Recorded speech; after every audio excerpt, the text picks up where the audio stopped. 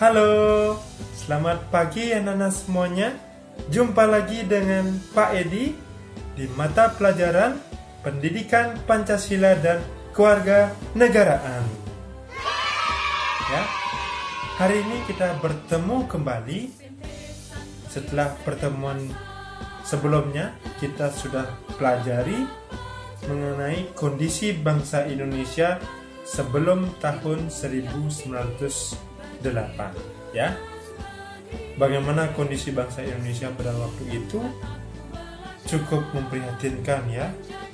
Bangsa Indonesia mengalami kesengsaraan, penderitaan akibat dari penjajahan yang dilakukan oleh bangsa Eropa, terutamanya bangsa Belanda. Ya, cukup memprihatinkan. Untungnya dalam politik etis atau politik balas budi yang diterapkan oleh Belanda, terkhusus pada bidang edukasi, rakyat Indonesia diberikan pengajaran, pendidikan oleh bangsa Belanda. Walaupun tujuannya itu untuk mencetak tenaga-tenaga administrasi untuk Belanda, namun di sisi lain ini membuat orang-orang terpelajar di Indonesia menjadi sadar, ya, bahwa sebenarnya kita bangsa Indonesia dijajah oleh bangsa Belanda, ya. Hal itu membuat kita sadar dan bangkit, ya. Yang mendorong kita bangkit itu adalah orang-orang terpelajar yang mendapatkan pendidikan di Stovia. Stovia itu adalah sekolah kedokteran di Jawa yang dibangun oleh Belanda. Nah, pada kesempatan yang baik ini kita akan bahas mengenai subtema B, ya, pada bab 4, yaitu mengenai perintis kebangkitan nasional dalam perjuangan kemerdekaan Republik Indonesia. Siapa yang menjadi perintisnya? Yang jelas bukan Pak Edi, ya. Pada waktu itu Bapak Insinyur Soekarno aja baru berumur 6-7 tahun, ya, kurang lebih. Jadi bukan Bapak Insinyur Soekarno juga. Jadi siapa menjadi perintis kebangkitan nasional? Anak-anak tahu siapa perintisnya? Oke, kita akan bahas pada materi hari ini, ya. Oke, kita langsung saja pada pertemuan kita hari ini masuk ke materi submateri B pada bab 4, yaitu mengenai perintis kebangkitan nasional dalam perjuangan kemerdekaan Republik Indonesia, ya. Nah, di video ini Pak Edi ada dua foto. Dua foto itu ada samping kanan Pak Edi berkaitan dengan pendiri dari organisasi kebangkitan nasional, dan sebelah kirinya Pak Edi ada sebuah logo dari sebuah organisasi yang bertuliskan B.O. Ya, apa itu? Kita akan bahas pertemuan kita hari ini, ya. Nah, menyambung dari slide yang pertama, di slide yang kedua ini masih terdapat gambar atau foto yang sama, ya. Nah, gambar itu merupakan logo dari organisasi Budi Utomo, ya, yaitu merupakan organisasi pertama di Indonesia yang bersifat nasional dan berbentuk modern. Apa ciri dari organisasi tersebut? Bisa dikatakan modern.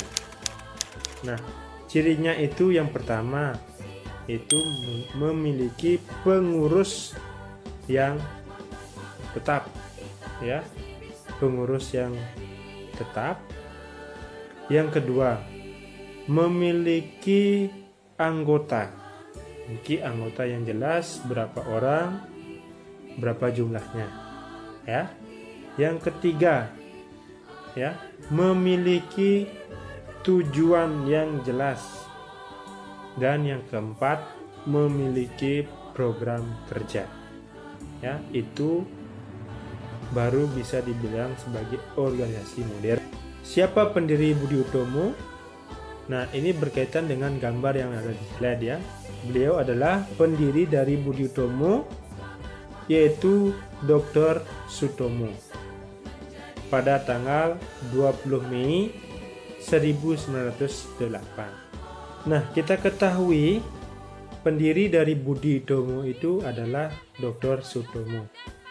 Ya, siapa yang memberikan beliau inspirasi atau penggagas atau pendorong terbentuknya organisasi Budi Utomo ini? Nah, yang memberikan gagasan atau pendorong lahirnya Budi Utomo ini adalah Dr. Wahidin Sudirohusodo. Nah, siapa beliau? Beliau adalah merupakan dokter lulusan Stovia, ya.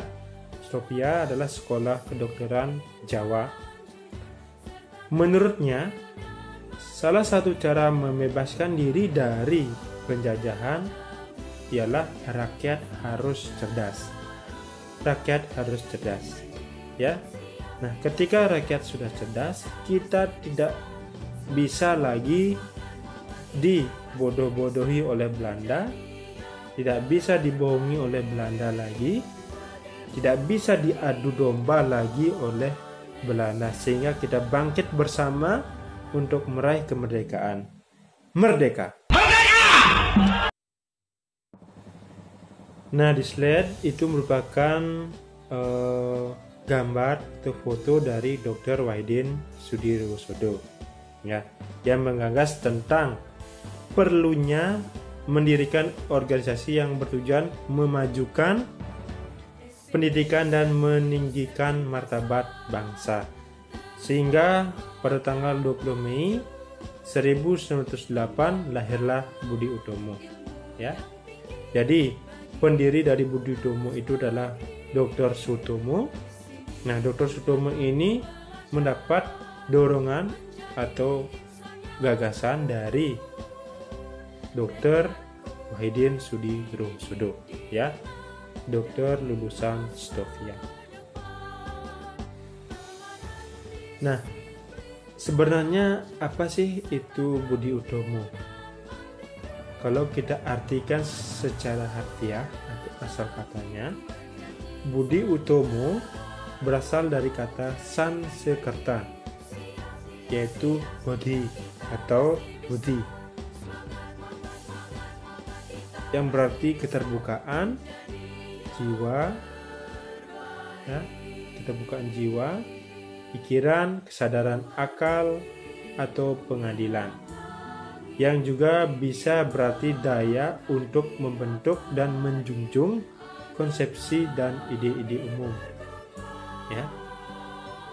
Sedangkan Utomo berasal dari kata utama, yang dalam bahasa Sanskerta berarti tingkatan pertama atau sangat baik, ya.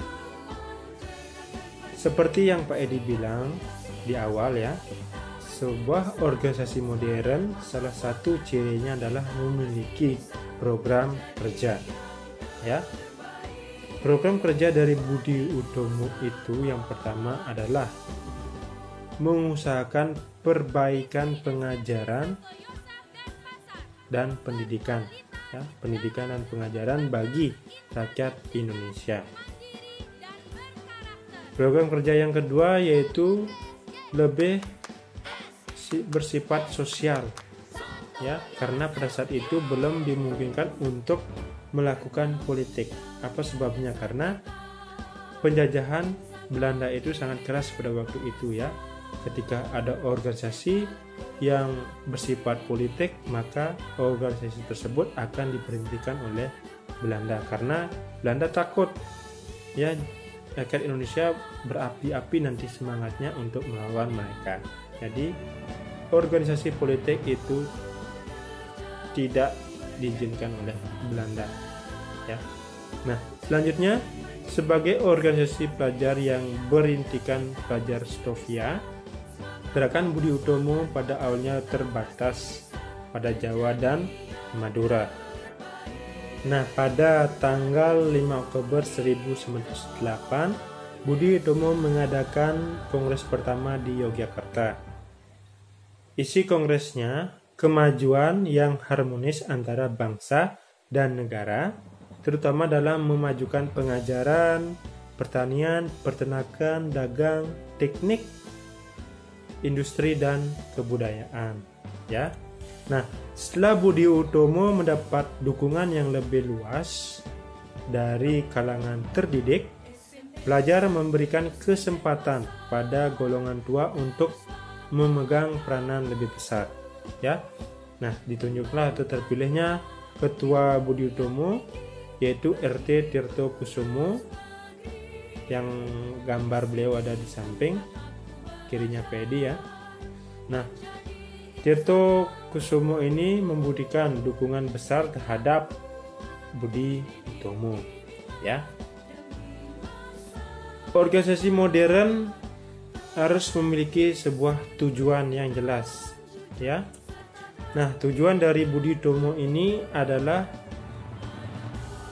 menyadarkan kedudukan masyarakat Jawa, Sunda, Madura, dan penduduk Hindia seluruhnya tanpa melihat keturunan, kelamin, dan agama. Ya, tidak ada sekat-sekat untuk menyadarkan kedudukan bangsa pada waktu itu, ya. Nah, Budi Utomo merupakan organisasi pertama yang memperjuangkan cita-cita nasional, ya, tidak lagi tujuannya hanya kedaerahan, tapi bersifat nasional. Nah, dalam perjalanannya Budi Utomo diwarnai berbagai kepentingan, baik dari birokrat priai, bangsawan, ya, maupun pemerintahan Belanda, seperti itu. Selanjutnya yaitu pidato dari Dr. Sutomo yang dalam awal pendirian Budi Utomo, yaitu saya yakin nasib tanah air di kemudian hari akan ada di tangan kita, ya. Saya yakin nasib tanah air di kemudian hari akan ada di tangan kita.